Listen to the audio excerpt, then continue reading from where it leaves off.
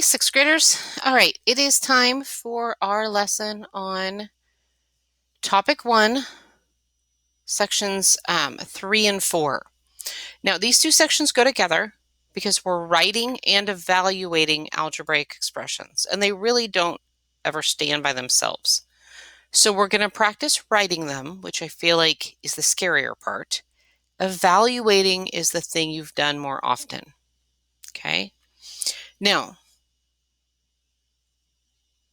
writing an algebraic expression is taking a story, taking a situation, and turning it into a math problem. Okay?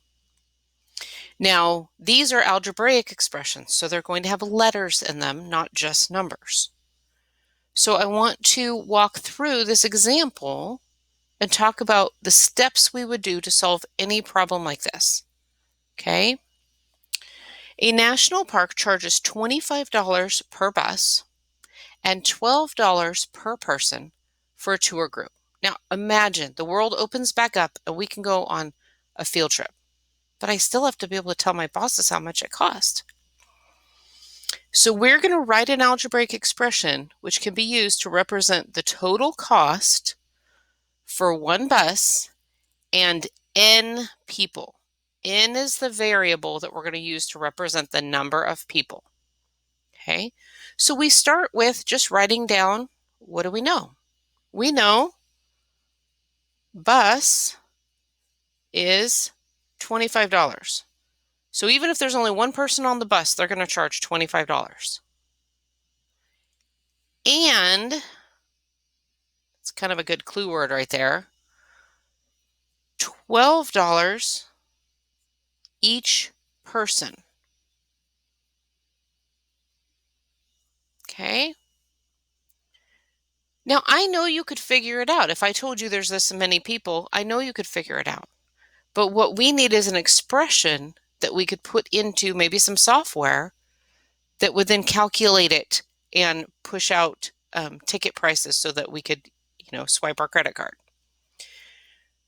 Now, what do we need? We need to know, okay, we need to know total cost, and we need to know the number of people. Now, the total cost is going to depend on the number of people. This is the most important part. So that's why we used N to stand for that. And I'm not going to use an equal sign because that's just bad math form. Okay, we're going to use N to stand for that. So now I want to talk it through. I pull up to the gate of Yosemite National Park. I want to take you all on a really fun, not even very hard, like wild flower hike. Okay, I know that they're going to ask the bus driver for $25 plus $12 times N. $12, okay, times however many of us are on the bus. If it's 35 people, we're going to be able to do that math, okay? Now, this is written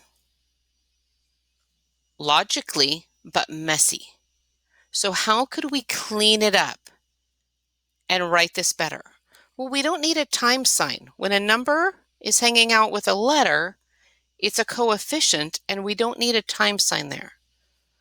So we could write 25 plus 12n, or just as good, 12n plus 25. Either of those are beautiful and clean and mature. Okay, this is kind of immature, even though it'll get the job done. These are much more mature.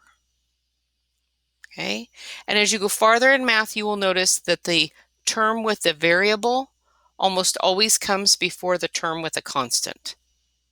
It's just math manners. Okay? So when we get to class, we're going to talk about, all right, if there was 35 people, how would that work? Okay, if somebody got sick, how would that work? That is called evaluating. Evaluating is that you're calculating the expression once I tell you what the variable stands for. So in this case, the example is 2x minus 5. Okay? But then I say x is 3. Okay? So today x is going to be 3. So I'm going to rewrite this. This is 2 times 3. So instead of x, I'm putting in a 3 minus 5. Now, because order of operations is a law, like gravity, I just automatically use it. 2 times 3 is 6 minus 5. 6 minus 5 is 1. The value of this expression when x equals 3 is 1. Okay? So this is one that we're going to play around with quite a bit. I'm going to give you a couple try problems online, and then we're going to meet about it in class as well. Have a great day.